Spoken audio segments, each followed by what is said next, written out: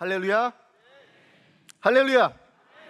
오늘 말씀의 제목은요, 이렇게 좀 지어봤습니다. 나무의 돛은 모순과 외식. 1.5세가 한자까지 쓰니까 놀라셨죠?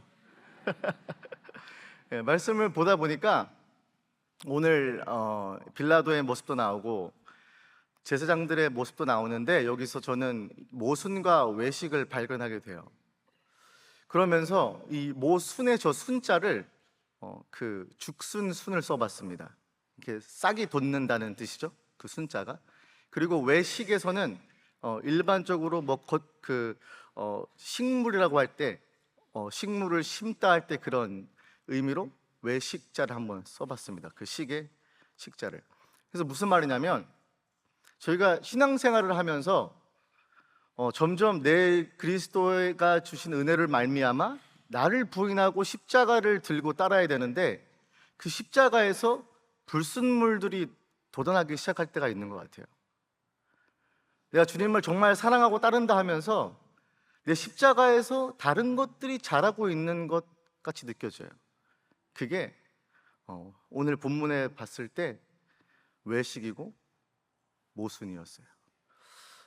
여러분, 저희가 예수님을 사랑한다고 따르지만 월요일 본문에도 보았듯이 가룟 유다는 예수님을 팔아 넘겼습니다. 예수님의 제자인데 예수님을 팔아 넘긴 거예요. 그러면요, 그 자리는 실패한 자리여야 되잖아요. 예수 그리스도께서 자신의 제자가 자신을 돈 때문에 팔 정도면은 예수 별로 형편없는 것처럼 느껴지지 않습니까? 근데 흥미로운 점은 요한복음에서 예수 그리스도가 팔아 넘겨졌을 때 예수 그리스도께서 영광을 받으셨다라고 말씀하세요. 그러니까 예수 그리스도께서는 자신의 고난과 역경과 어려움 속에 맞춰 있는 이 십자가의 길에서 고난과 실패만을 바라보지 않았다는 거예요. 뭘 봤다는 거죠? 장차 넘어서 있는 영광을 봤다는 거예요. 믿으십니까? 우리가 믿는 자들은요, 이 땅에서 고난받는 거는 당연한 거예요. 세상과 이치가 다르고요, 세상에 속한 것이 달라요. 소속된 곳이 다르면요, 당연히 다툴 수밖에 없어요, 이 세상에서는요.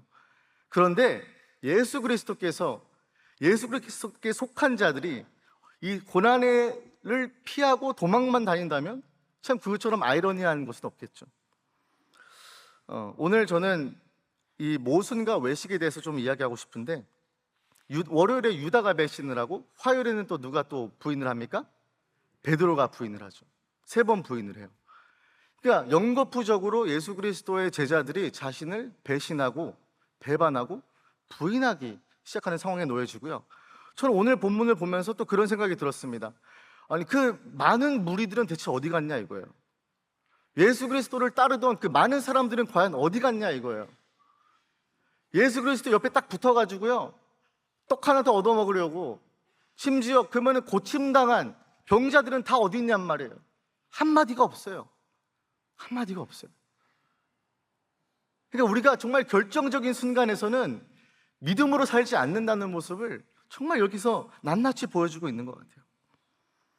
오늘 본문에 나아가면요, 어제 안나스가 신문을 하지 않습니까? 안나스의 신문과 곁들여서 이 베드로가 부인하는 장면들이 연거푸 좀 나오는데, 안나스는 누구입니까? 가야바의 장인이에요. 그러니까 가야바는 그 해의 대제사장이었어요.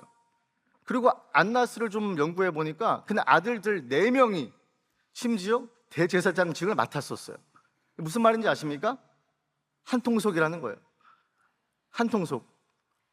그 기득권을 지키기 위해서 예수 그리스도를 죽이려고 한통속이 한 마음과 한 뜻으로, 어떻게 한 사람 때문에 우리가 나라를 잃어버리고 어떻게 한 사람 때문에 많은 사람들이 실족하겠느냐 하면서 예수 그리스도를 못 박은 사건이 바로 어제 나오는 그 신문의 발판이잖아요. 오늘은요, 28절 한번 같이 보겠습니다. 예수 그리스도를 안나스에 데려갔다가 가야바에 데려갔다가 이제는 빌라도 앞에 세우는 장면이 나옵니다. 함께 읽겠습니다. 시작. 그들이 예수를 가야바에게 관정으로 끌고 가니 새벽이라 그들은 더럽힘을 받지 아니하고 유월절 잔치를 먹고자 하여 관정에 들어가지 아니하더라. 아멘. 지금 굉장히 바쁩니다. 분명히 안나스에게 갔다가 가야바에게 갔다가 이제 빌라도에게 왔어요. 근데 지금 새벽이에요. 그렇죠? 그러니까 아주 바쁘게 움직인 거예요. 예수 그리스도를 어떻게든 빨리 제거하고 정리하기 위해서 빨리 그들은 움직이고 있는 거죠. 근데 그렇게 바쁘게 움직이다가 그들은 갑자기 멈춰 섭니다. 들어가지 않는 거예요. 어딜 들어가지 않았다고 나오죠? 관정에 들어가지 아니하더라. 이 관정은요, 프라토리온이라는 곳인데 보통은 이 로마군 장군의 막사를 가르쳤던 단어입니다. 근데 여기서는 로마 총독 빌라도의 관저, 그가 집무하던 곳을 이야기하는 것이겠죠. 보통 이 6월절이 되면요, 명절이 다가오면 빌라도는 가장 높은 곳 안토니아 요새에 보통 머뭅니다. 왜 그럴까요? 지금 속국으로 지금 유대인들이 자기 로마 통치 아래에 있지만 자칫하면 명절에는 양껏 같이 모이기 때문에 점점 의기투합할 수 있잖아요. 그러니까 지금 아주 예민한 시기라 이거예요. 예민한 시기에서 이제 총독 빌라도가 쫙 보면서 좀 문제 일으키는 사람들 없나? 여기서 조금 어떤 선동하면서 그런 사람들 없나 하면서 컨트롤 하기 위해서 이 자리에 있었던 것이에요. 근데 아주 안 좋은 소식이 들려오죠. 갑자기 좀 나와보시오! 빌라도에게 외치는 거예요. 좀 이상하지 않습니까? 속국인 유대인들이 반대로 로마 총독에게 좀 나와봐라 이렇게 소리를 지르고 있어요. 왜냐? 이 사람들은 밖에 있잖아요. 지금 이리 오너라 했겠습니까? 이리 오너라 하면은 이리 간다 하면서 갔겠습니까? 아니죠. 막 소리를 지르는 거예요. 막 선동을 하면서 막 소리 지르게 해서 총독이 나올 수밖에 없게 만든 거예요. 그래서 지금 나와서 겨우겨우 나와가지고 한다는 말이 뭐냐? 나가기 전에 뭐라고 하죠? 관정에 들어가지 않았다고 얘기하죠. 여러분, 여기서 보면요, 관정에서 들어가지 않는 이유를 참 흥미롭게 이야기하고 있습니다. 옛날에는 유대인들이 생각하기로 만약에 이방인에 있는 집에 만약에 거하거나 그 뜰에 들어가면 부정된 자라고 여겨졌어요. 그러니까 지금 관정에 들어가지 못하고 발만 동동 구르고 소리 지르는 이유는 무엇인가? 조금 있으면 다가올 유월절이 있는데 나는 지금 그 유월절 잔치를 먹기 위해서 들어가지 못하고 있는 좀 아이러니한 상황인 거예요. 그렇죠? 옛날에는 이 하수가 발달되지 않아가지고 이방인들의 이런 오염물이나 그런 쓰레기 물들을 버리게 되면 그 집에 들어가기 위해서는 꼭 그 하수를 밟고 지나갔어야 됐다고 이야기하더라고요. 그러니까 지금 이 유대인들은 유월절이 다가오고 있는 이 시기에서 총독은 예민해져 있는 이 시기에서 들어오진 않고 소리 질러서 나오라고 하고 있는 상황에서 나는 부정하기 싫으니까 너가 나와라 하는 거예요. 근데 여러분, 그거 아십니까? 지금 뭐가 정말 부정합니까? 뭐가 정말 더럽습니까? 그 하수를 밟아서 내가 부정이 타가지고 성결 의식을 하는 것이, 내가 유월절 잔치를 먹지 못하는 것이 더 더러운 것입니까? 아니면 예수 그리스도 메시아로 오신 하나님의 보내신 성육신하신 하나님이신 예수 그리스도를 죽이는 것이 더 더러운 일입니까? 후자잖아요. 그런데 이 사람들은 그걸 모르는 거예요. 왜냐? 외적인 오염만 생각했어요. 근데 거칠에만 생각한 거예요. 내 마음이 더럽고 내 마음이 그 사람, 이 예수 그리스도를 죽이려고 하는 그 마음이 너무 많았지만 이 사람들은 그게 보이지 않고 바로 예수 그리스도를 죽이려는 그 마음에 사로잡혀서 부정함, 내 잔치를 먹겠다는 그 일념 하나로 여기까지 온 것이죠. 여러분, 과연 6월절이 뭐길래 사람들은 이렇게까지 하는 것인가? 6월절이 여러분 세계에서 가장 오래된 명절인 거 아세요? 3,500년이 된 명절이라고 해요. 그러니까 유대인들에게는 이 6월절에 주는 의미가 뭐겠습니까? 가장 크고 가장 중요한 명절인 거예요. 이 명절에 다 모이는데 6월절 잔치를 먹어야 된대요. 그렇게 나와 있잖아요. 6월절 잔치를 먹고자 하여 라고 나와 있어요. 그러면 6월절 잔치를 먹는 게 뭔가 전 너무 궁금해진 거예요. 아니, 이 사람들이 6월절 잔치가 뭐길래 과연 관저 바로 앞에서 들어가지도 못하고 우물쭈물거리면서 소리 지르면서 빌라도를 불러내었을까? 출애굽기 12장 5절부터 11절까지 제가 한번 읽어드리겠습니다. 너희 어린 양은 흠없고 1년 된 수컷으로 하나 하되 양이나 염소 중에 취하고 이달 열 나흘 날까지 간직하였다가 해질 때에 이스라엘 회중이 그 양을 잡고 그 피를 양을 먹을 집 좌우 문설주와 임방에 바르고 그 밤에 그 고기를 불에 구워 무교병과 쓴 나물과 아울러 먹되 날 것으로나 물에 삶아서 먹지 말고 머리와 다리와 내장을 다 불에 구워 먹고 아침까지 남겨두지 말며 아침까지 남은 것은 곧 불사르라. 너희는 이것을 이렇게 먹을지니 허리에 띠를 띠고 발에 신을 신고 손에 지팡이를 잡고 급히 먹으라. 이것이 여호와의 유월절이니라. 아멘. 여러분, 이게 잔치상이에요? 여러분, 이게 잔치상이에요? 무교병은요, 발효가 된 음식이 아니라서요, 엄청 딱딱하고 텁텁한 음식이에요. 그리고 여기 뭐라고 나와 있습니까? 머리와 다리와 내장을 다 불에 구워 먹어야 된대요. 이거는 전혀 저희가 생각하고 있는 잔치상이 아니에요. 명절 생각하면 저희가 아주 이 칠첩한상, 이 상태를 부러지는 산상을 생각하잖아요. 전혀 아닌 거예요. 이 유월절 잔치상은요, 사실은 어떻게 여호와 하나님께서 그들을 구출해내셨는가, 구원은 하나님께 속한 것이다라는 것을 처절하게 깨닫고 종살이하던 애굽에서 종살이하던 이 사람들을 끄집어냈던 그 기억을 하면서 급하게 먹는 거예요. 급하게 도망가듯이 나왔기 때문에 이 사람들이 챙길 게 없으니까 그냥 무교병을 챙겨 나오고, 왜 쓴나물을 먹는지 아십니까? 인생이 씁쓸했기 때문이에요. 종살이가 마냥 기뻤겠습니까? 아니에요. 씁쓸했어요. 그러니까 쓴나물을 먹는 거예요. 그리고 양고기를 먹으면서 양이 죽어서 피를 흘려서 문설주와 구방주에 해야지만이 내가 살 수 있구나. pass over, 넘어간다는 뜻이잖아요. 만약에 그 어린 양의 피가 없다면 우리는 죽은 목숨이구나. 그게 바로 이 유월절의 본질이에요. 유월절 잔치는 그걸 먹으면서, 이 텁텁한 빵을 먹으면서, 이 쓴 나물을 먹으면서 기억하기로, 맞다, 나는 종이었지, 난 노예살이 하고 있었지, 난 죽어 마땅한 사람이었지. 하지만 pass over, 넘어가신 하나님의 은혜가 거기에 있었지. 그걸 기억해야 됐는데, 세례 요한이 저기 보라, 유월절 어린 양 예수 그리스도를 보라, 예수 그리스도께서 나는 선한 목자다, 내가 내 목숨을 내어주겠다, 이렇게까지 말씀을 하셨는데 그걸 바라보지 못한 거예요. 왜요? 내 외적인 오염과 내가 겉으로는 멀쩡해 보여야 되거든요. 내 안에는 씁쓸함이 없어야 하거든요.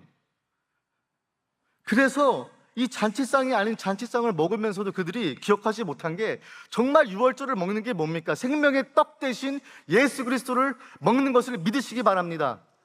여러분, 그렇기 때문에 이 유월절의 영성이 우리한테도 이 고난주간에 있어야 돼요. 유월절 어린 양의 피가 흘러졌을 때 내가 마땅히 죄인으로서 죽어야 하지만 패스 오버 하신 하나님의 은혜가 우리 삶 가운데 있는 것을 믿으시기 바랍니다. 그러니까 눈물이 안 날 수가 없어요. 감사하지 않을 수가 없어요. 내가 이런 하나님을 생각만 하고 바라보기만 하니까 내 마음에 뜨거워질 수밖에 없어요. 내가 씁쓸한 인생이었는데, 내가 허리에 띠를 띠고 신발을 신고 지팡이를 쥐고 내가 당장이라도 도망갈 것처럼 내가 노예 생활하던, 내가 죄의 종로를 타던 사람이었는데,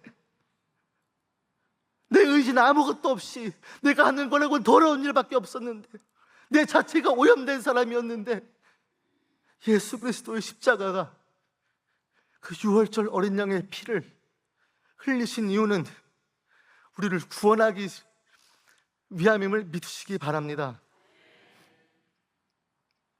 그래서 예수 그리스도께서 근심하지 말라 그러잖아요. 안심하고 두려워하지 말라 그러시잖아요. 그리고 제자들을 위해서 기도하셨잖아요. 하나님 아버지, 내가 하나님과 하나됨 같이 그들도 나와 하나 되게 하시고 기쁨에 충만하게 하시고, 하나님의 말씀은 진리이니이다, 그 진리의 말씀으로 그들을 거룩하게 하옵시고, 이 기도하셨잖아요. 그런데 여기서 우리는 빌라도의 모습에서, 대제사장들의 모습에서 모순을 발견하게 돼요. 여러분, 신앙생활 몇 년 하셨습니까? 20년 하셨습니까? 30년? 50년? 여러분, 십자가를 점검해 보셔야 돼요. 모순이 돋아있지는 않는지, 위선과 위식이 자라있진 않는지 점검해 보셔야 돼요. 다른 이물질이 껴있었다면요, 지금 기득권 때문에 내 자리를 지키려고 아등바등하고 있던 이 종교 지도자들과 별반 다를 게 없는 거예요. 그러니까 오늘은 통곡하셔야 돼요. 내 죄를 다 고백하셔야 돼요. 빌라도는 결국 끌려 나오죠. 본문 29절과 30절 제가 읽어드리겠습니다. 본문 29절 30절입니다. 그러므로 빌라도가 밖으로 나가서 그들에게 말하되 너희가 무슨 일로 이 사람을 고발하느냐? 대답하여 이르되 이 사람이 행악자가 아니었더라면 우리가 당신에게 넘기지 아니하였겠나이다. 행악자가 뭔지 아십니까? 습관적으로 악을 행하는 자라는 의미예요. 무슨 말이냐면 악에 속해 있는 자라는 거예요. 여러분, 악에 속해 있는 자가 누굽니까? 우리 자신들이잖아요. 지금 종교 지도자 그 모습이잖아요. 하나님은 오셨을 때 진리를 증언하기 위해서 오신 자로 말미암아 또 뭐라고 말씀하시죠? 나는 하나님께 속했고 제자들도 너희들은 세상에 속하지 아니하였기 때문에 미움을 받는다라고 하셨어요. 여러분, 미움받고 계십니까? 하나님께 속한 자라면요, 세상에서 미움받는 거는 당연한 거예요. 알아봐 주지 못하는 거요? 당연한 거예요. 그래서 왜 고발하냐? 이 사람은 행악자라는 거예요. 그러니까 사실은 지금 빌라도가 신문하기도 전에 안나스에게 신문했죠. 이건 불법 신문이에요. 원래라면 이 신문을 할 수가 없는 신문이란 말이에요. 근데 예비적으로 preliminary 미팅을 거의 신문을 거기서 하는 거예요. 왜냐? 여러 가지의 재판을 걸쳐서 판결을 내야 되는데 이 모든 구실과 구색을 맞추려면 안나스도 신문을 해야 되고 가야바도 신문을 했었던 거예요. 그러니까 행악자지 아니었더라면 우리가 왜 데려왔겠느냐? 사실 이 말은 무슨 말이냐면 그냥 너는 우리가 판 걸 다 내렸으니까 내 말 따르기만 하면 돼, 이런 말이에요. 야, 이게 속국이었던 유대인들이 하는 말이에요. 적반하장이죠. 그냥 우리 말 들어주면 돼. 우리가 벌써 재판 다 했어. 신문 다 했어. 그냥 너는 죽여주기만 하면 돼.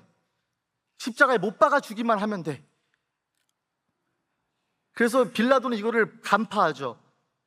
정치적으로 잔뼈가 굵은 사람이잖아요. 31절에 이런 말씀을 합니다. 빌라도가 이르되 너희가 그를 데려다가 너희 법대로 재판하라. 난 모르겠다 이거예요. 너희 법대로 재판하라. 유대인들이 이르되 우리에게는 사람을 죽이는 권한이 없나이다. 여기서 두 가지를 저희가 유추해 볼 수 있죠. 첫 번째, 그들이 예수 그리스도를 끌고 왔을 때 이미 그 마음속에 무슨 마음이 있었습니까? 죽이려는 마음이 있었던 거예요. 심판도 전에, 그죠? 재판도 전에, 신문하기도 전에 죽이려는 마음이 첫째 들었고, 거의 사이코패스 아닙니까? 그죠? 거의 뭐 이거 연쇄살인범이에요. 이미 마음 가운데 죽이려고 적정해 놓고 그냥 죽여달라, 이런 뜻이잖아요. 그리고 두 번째로 이상한 말을 합니다. 사람을 죽이는 권한이 없다.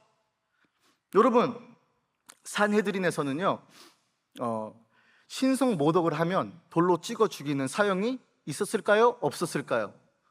있었어요. 분명히 자기들이 죽일 수 있었단 말이에요. 근데 자기 손에는 피 묻히기 싫은 거예요. 남한테 넘겨주고, 왜냐? 또 6월절이 다가오고 있잖아요. 또 시신을 만지면 또 부정이 되니까. 그러니까 사실은 그냥 떠넘기고 싶은 거예요. 너가 해. 너가 죽여줘. 나 이 사람을 꼭 죽여야겠지만 너가 죽여줘 라고 하는 거예요. 그래서 외식이 피우는 꽃은요, 책임 회피예요. 외식에서 뭐가 잘 나오냐면 바로 책임을 점점 회피하기 시작해요.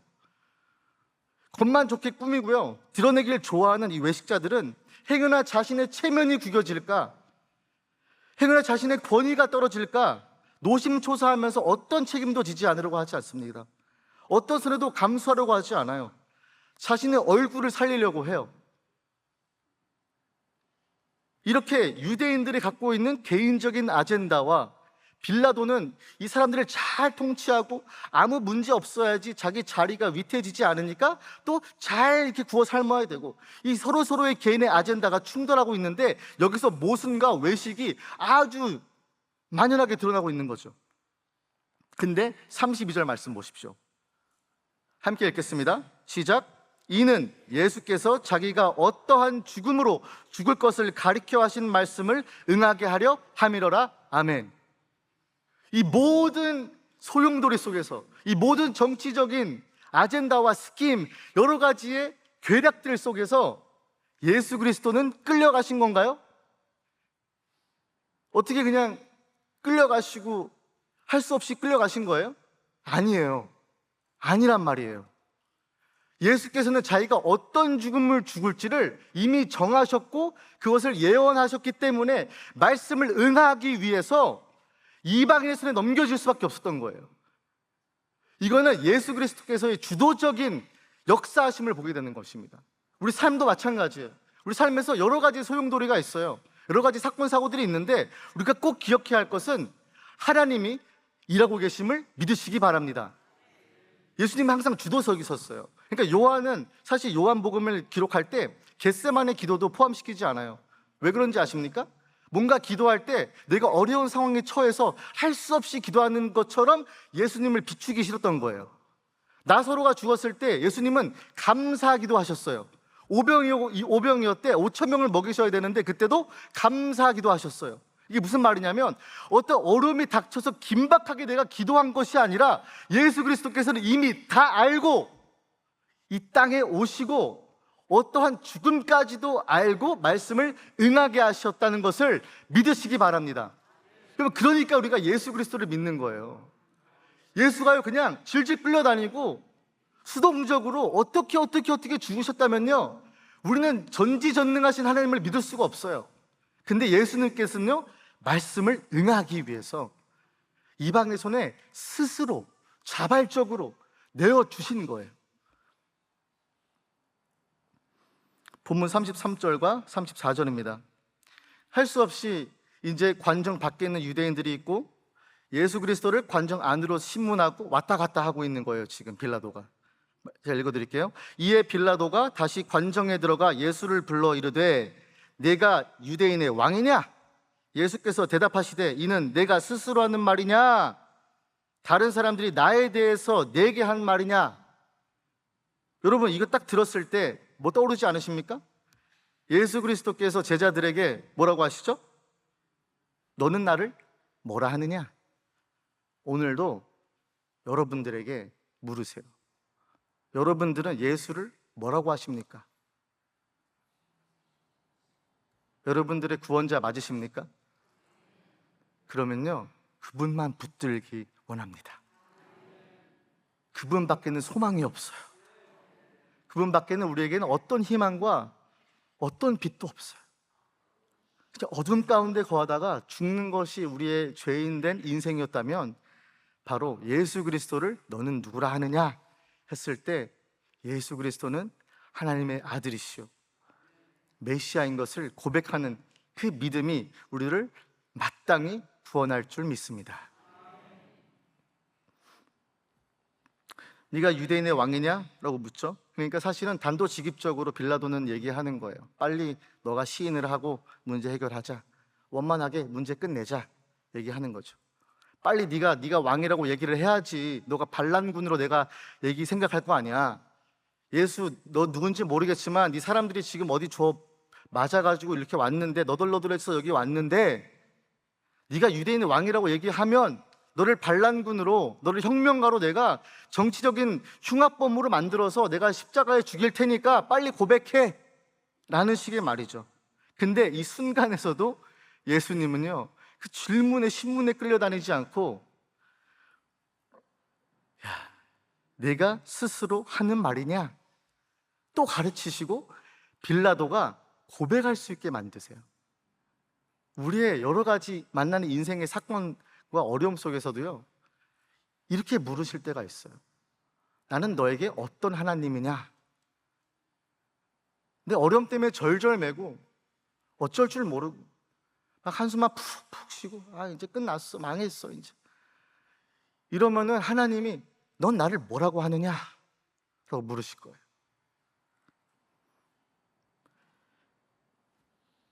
시간이 벌써 8시 20분 돼가지고